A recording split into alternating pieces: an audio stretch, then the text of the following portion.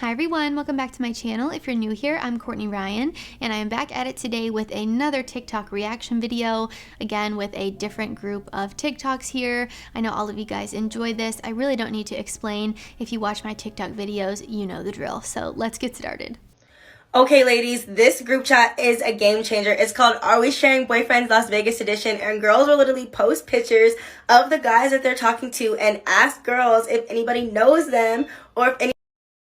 If you're a guy watching this, don't ever lie or cheat and think your girlfriend won't find out, because I promise she will. Girls find out everything, and I think if you're being a shady cheater, you deserve to be exposed. I would say the same thing for girls who cheat. So nobody is safe out there. If you're cheating, stop it. You might want to rethink being a liar and a cheater, because you're not going to get away with it. That's all I have to say about that one.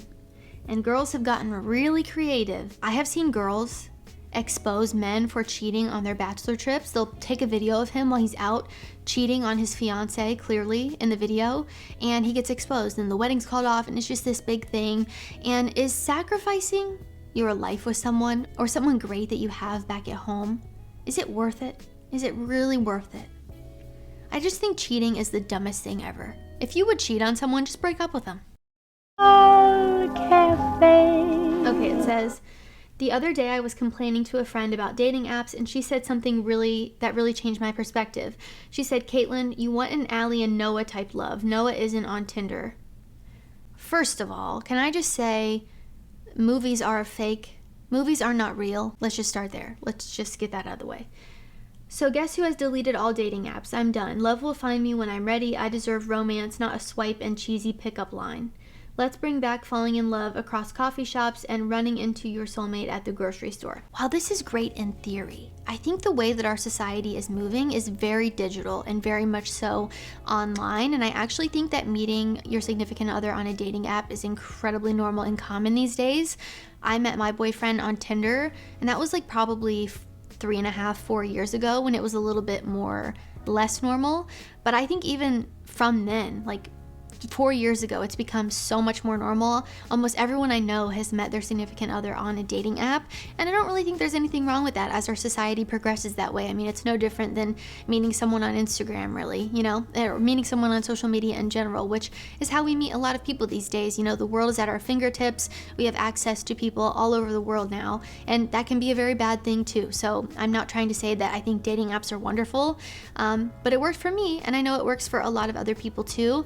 Now, is it ideal to probably meet someone in your daily routine or in your everyday life, running into them somewhere where you frequent often that maybe they do too?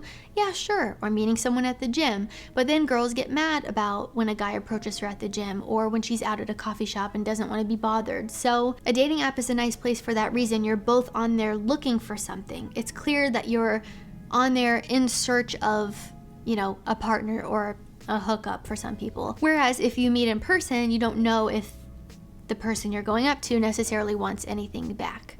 You know what I mean? And while it is romantic to think about meeting someone in person or, you know, falling in love with someone while you're both at your morning coffee shop visit, it's just a little bit less common now because our lives are more digital. And I don't think that's a bad thing. I also don't think it's fair to say that there are no good men on dating apps, because there are plenty of good men on dating apps, as there are plenty of good women on dating apps. So take with that what you will. But again, it's up to you. It's your preference. If you don't want to meet someone on a dating app, you certainly don't have to. That boy is gay, and I really believe that. When the guy I stare at across the bar for 0.1 seconds doesn't come over to talk to me, I think it's funny that she made a joke about this, because she clearly realizes how ridiculous it is. I think it's so funny how girls do this, and as a kind of introverted and shy girl myself, I am 100% guilty of doing this as well. You make eye contact with a guy, you give him the signal that you're interested, but you still won't go up to him, approach him, or show him that you're interested any farther than that. It's just, if he doesn't know I like him in this little glance I'm giving him across the bar, then that's it. I think we have progressed in the area of women starting to, you know, message men first or approach men, but I do still think it's kind of rare. And I think there's a lot of women that don't want to do that. And as a woman, I get it. Again, like I said, I'm more introverted and shy, so I don't know if I was dating again if I would necessarily go up to a guy that I thought was cute, even if I really thought he was cute and I wanted him to approach me. That's something that I probably need to work on in myself, because I don't think it's necessarily fair to put all the pressure on guys to do that all the time. But as a woman, I will tell you, for all the guys watching, it's sexy when a guy approaches you. I'm sure the same way that it's sexy when a girl approaches you. So it's the same thing. I mean, it all comes down to your personality and kind of the dynamic you're going for. Again, like I said, I'm more introverted and shy, so I like someone who is more bold and confident, and has no problem coming up to me and talking to me. So I did a video also all about how to tell when a woman wants to be approached. And I know, guys, for you it kind of sucks and it's a little bit silly, but definitely be sure to watch that if you haven't already, because the little side-eye glance is definitely on there. And I think there's a lot of things that women even do subconsciously that signal that we're interested without, being so bold or coming up to you, because we've kind of been conditioned not to do that. And I know things are different now and we've progressed a little bit in that area, and it's rather rare for women to approach men even still today. So if you're a guy who, needs a little bit of help knowing when she's sending you those signals, definitely be sure to check out my video that I did already. Oh, these are the hottest things that a guy can wear in the winter.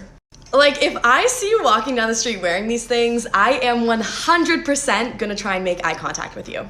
There it is. Wait, that was so funny. There it is again. She wouldn't come up to you, but she'll make eye contact with you. Told ya. Sweat sets. There is something so hot about a guy in a matching sweat set. I literally will die on the spot. I do think sweat sets have become really popular and cute. I think there's many more things a guy could wear that are way more attractive than a sweat set, but I do like that athleisure, kind of laid back sweat set, matching set type look. Oh, a toque.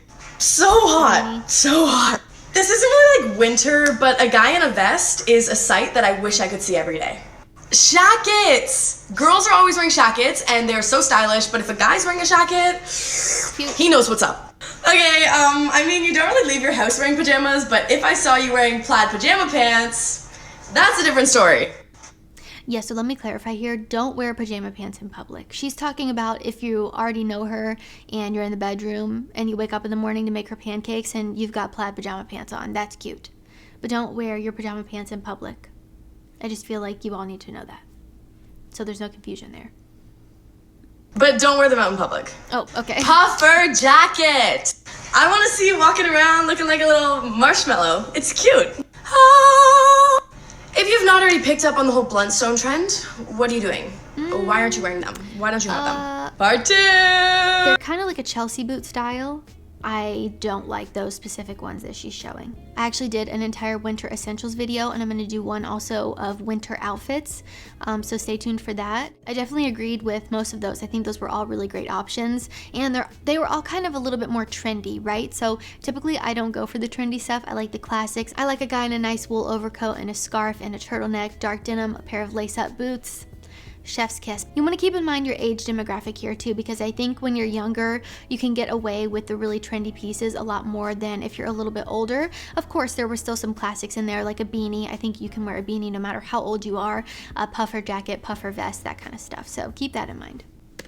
If you are a man who's truly confident, not the false confidence, the bravado, the performative confidence, but if you're truly confident as a man, you want a strong, powerful, badass woman. Absolutely.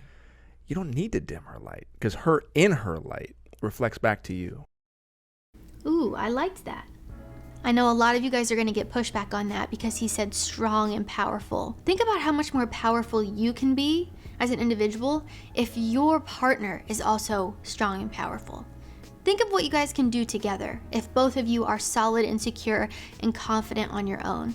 I'll tell you from personal experience, and the reason why when men say they don't want, a strong, confident woman, why I just don't get it. When I was insecure with myself, with what I brought to my relationships, just honestly insecure with myself as a whole in general, I was not a good partner. I was not a good friend, daughter, you name it. I was not a good anything because I wasn't a good me. I didn't have a good relationship with myself. I was insecure. I didn't value myself. I didn't feel authentic. I wasn't happy.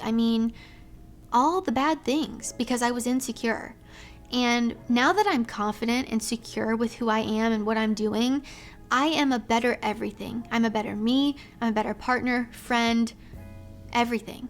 Because I love who I am and I'm confident and secure in who I am and what I'm doing. So for any guy out there watching that you think you don't want to be with a confident woman, I promise you, you do. Insecurity ruins the relationship you have with yourself, but also the relationships that you have with other people. It starts to trickle into every aspect of your life if you're not good with yourself. And the most important relationship you will ever have is the one that you have with yourself. If you are a confident, secure, and powerful man, you should want nothing less than the same thing in a woman. And that doesn't mean it has to play out the same in your everyday life. It doesn't have to look the same. You don't both have to be CEO boss babes, right? I mean, if you want to, that's totally your thing. If that's what you're into, that's your thing. But a woman can be a stay-at-home mom and be confident and secure.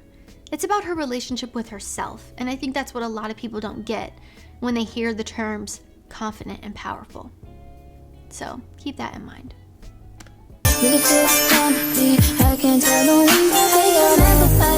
It says, when he thinks playing games with you will make you chase him, but he's about to never hear from you again. Yes, and we need more of this. I love this. This girl gets an A+ in my book, because if you are a confident, secure person, you should not be tolerating games, because you value yourself way too much for that. And games are insecure, immature, and a window into what the rest of your relationship with this person would look like, and I can promise you, it's not good. It's not good at all.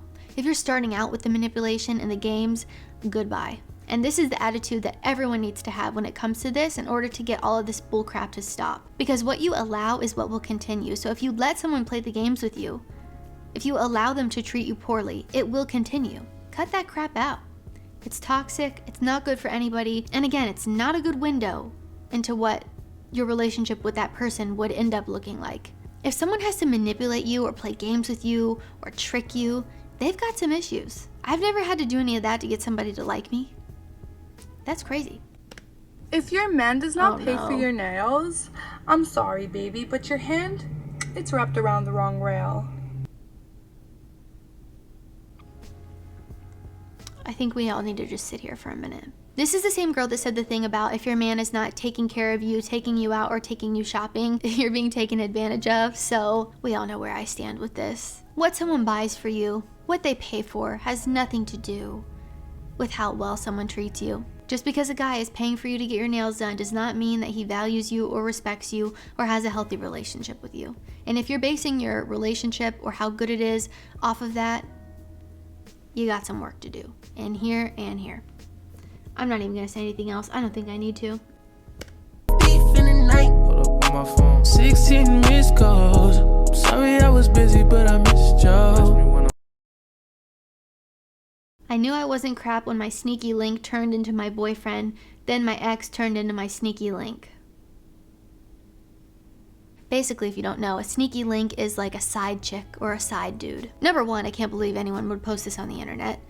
Number two, I don't know why anyone would want to brag about this or put that out there. Number three, why are we doing this? Alright guys, that is all I have for this reaction video. I hope you all found that entertaining and or helpful, and now know what to avoid when you are dating people, because that was rough.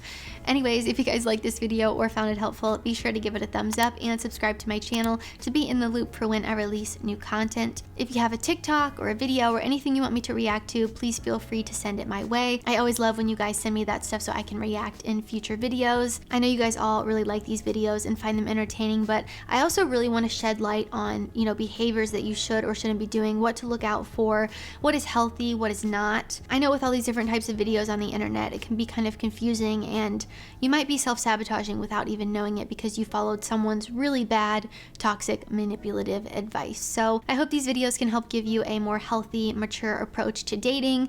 Let me know what you guys think down below. Always love to get feedback from you. If you haven't already, be sure to follow me on Instagram at Courtney Christine Ryan. I love connecting with all of you guys on there as well. As always, thank you all so much for watching, and I will see you all next time.